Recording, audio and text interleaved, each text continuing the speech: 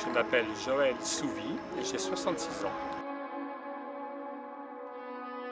Nous sommes dans l'ère de l'image, à l'heure où tout le monde partage des vidéos et des photos de tout ce qu'il fait à chaque minute. En 60 secondes, plus de 72 heures de vidéos sont postées sur YouTube, 2 460 000 photos sur Facebook et 2600 sont partagées sur Instagram.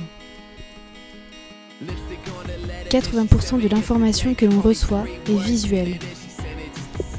Le cerveau humain traite une information visuelle 60 000 fois plus rapidement qu'une information textuelle. Une image vaut 1000 mots. Alors, comment vivre au quotidien sans la vue ? Toutes les 5 secondes, une personne dans le monde perd la vue. Dans le monde, il y a près de 285 millions de personnes avec un handicap visuel, dont 39 millions sont complètement aveugles. Cela équivaut à la population de la Belgique, du Portugal et de la Hollande réunis. Joël fait partie de l'un d'eux. Malvoyant depuis l'âge de 8 ans, il a perdu la vue progressivement jusqu'à devenir complètement aveugle. Pendant une longue marche dans Lyon, Joël a répondu à toute une série de questions. Et après avoir discuté avec lui pendant des heures, la façon dont il voit le monde, à sa manière, m'a vraiment impressionnée. Comment crois-tu que la société voit les aveugles ? Ça c'est une bonne, très très bonne question, parce que en étant non-voyants, nous avons des gros avantages. C'est que d'une part, nous ne payons pas les transports en commun à Lyon. D'autre part, on peut dire les plus grosses bêtises et on n'a pas à soutenir le regard de l'autre.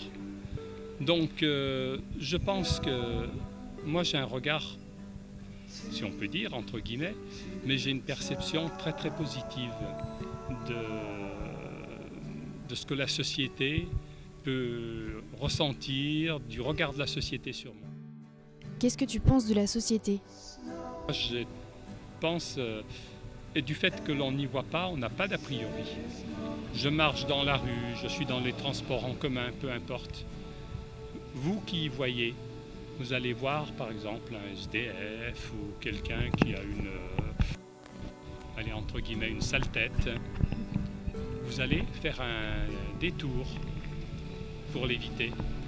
Je n'aurais déjà pas ce recul par rapport à la personne, et il m'arrive des fois de faire des rencontres extraordinaires avec des gens que tout le monde évite.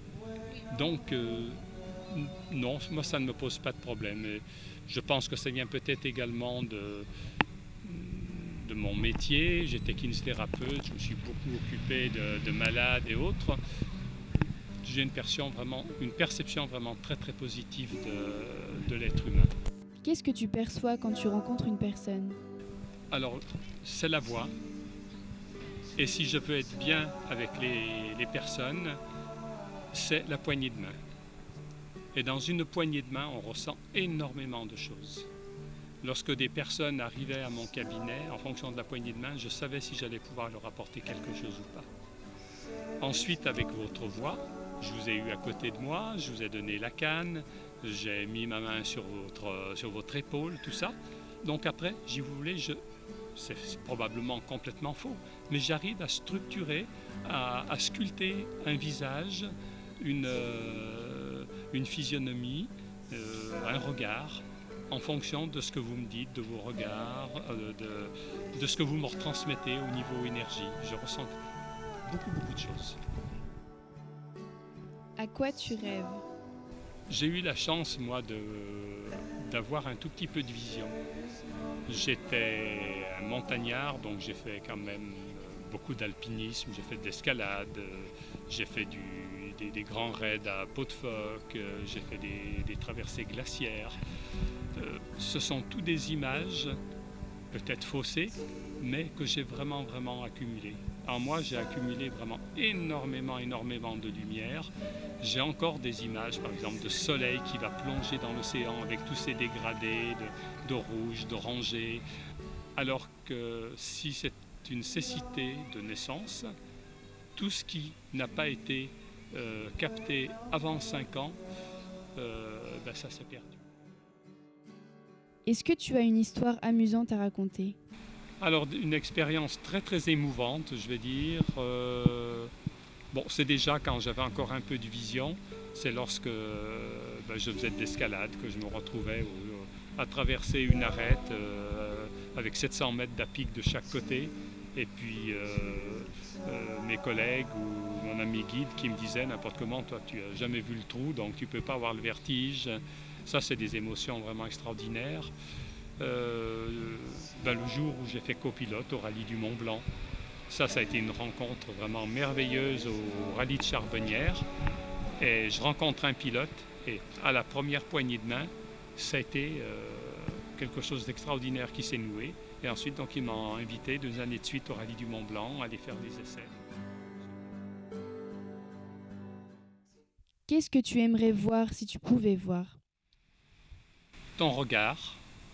J'aimerais bien avoir, une fois dans l'année, 3 minutes où je puisse voir un petit peu ce qui m'environne. Voir les réactions de l'autre, voir le regard de l'autre. Peut-être me voir également dans mon miroir parce que j'ai perdu complètement mon image. J'aimerais bien de temps en temps avoir une image de moi, revoir le visage de mes enfants. Je pense qu'en 3 minutes, j'en accumulerai beaucoup. Mais on a un avantage également, c'est que le fait de ne pas... Vous subissez une véritable dictature de l'image. Vous êtes devant votre télévision, vous passez une soirée devant la télé, par exemple 4 heures de temps, vous allez ingurgiter 1 heure d'images néfastes, de publicité. Moi, j'entends les massacres en Syrie, ou peu importe. Je n'ai pas besoin qu'on me fasse, j'ai pas besoin d'images pour me représenter ce qu'il en est. Vous avez vraiment l'image qui vient vous percuter. Donc ça, je pense qu'à la longue, ça arrive à être néfaste. Regardez les enfants qui sont sur leur tablette et qui arrivent à voir des horreurs dès l'âge de 8-10 ans. Ils voient un cadavre dans la rue ou des massacres. Oh, j'ai déjà vu ça. L'image, c'est une véritable dictature. Tandis que nous, on a un ressenti différent. Je ne dis pas que j'aimerais pas en avoir de temps en temps encore, c'est ce que je vous disais tout à l'heure, mais on arrive quand même à bien compenser et à avoir une autre vision de la vie, on va dire, voilà. Une autre représentation. Quand on se déplace en ville, dans des endroits que l'on connaît, ou a fortiori dans des endroits que l'on ne connaît pas, d'avoir une représentation, une carte mentale. C'est-à-dire qu'on va découvrir un environnement, il va falloir que dans la tête, on se dessine une map monde, une carte en disant là il y a tel et tel obstacle et ainsi de suite. Les premières fois c'est de la découverte, la deuxième fois ça va un peu mieux, la troisième fois c'est parfait. On va utiliser donc tout ce qui est la bordure des trottoirs, les feux sonores qui vont nous permettre de nous localiser, nous dire le feu piéton est rouge pour traverser, le feu piéton est vert. Avec un chien guide, ça devient vraiment très fluide. Quelqu'un qui est à la canne blanche, on dit toujours qu'il diminue par 2 la longueur de son pas. Oui. Donc le temps de pose du pas au sol est à peu près 40% plus long que lorsque l'on marche normalement, et une vitesse de locomotion à peu près moitié de ce que la locomotion est. C'est pour ça que les chiens guides ne peuvent pas être remis à tout le monde.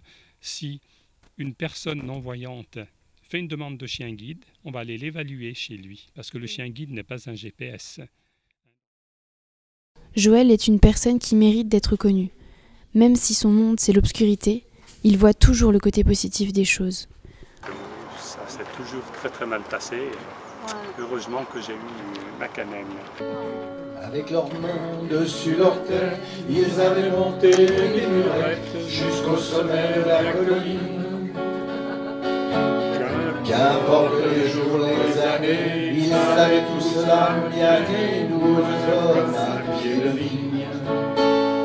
Les vignes, elles courent dans la forêt, le vin ne sera plus tiré, c'était une horrible piquette. Mais il faisait des centenaires à ne plus que savoir en faire s'il ne tournait pas la tête. Pourtant, que la montagne est belle, comment peut-on s'imaginer en voyant un million de perles que